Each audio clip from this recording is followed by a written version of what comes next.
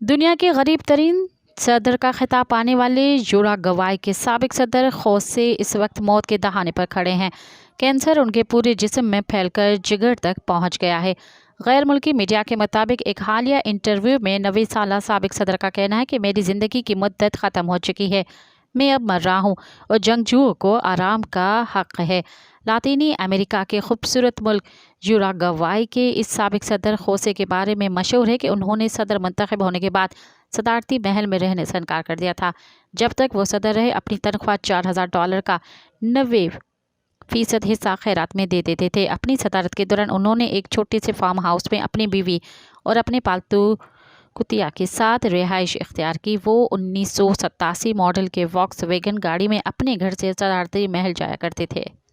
Subscribe कयो अवामी news HD के ऐं ताज़ा तरीन ख़बरुनि लाइ ॾिसंदा रहो अवामी न्यूज़ HD।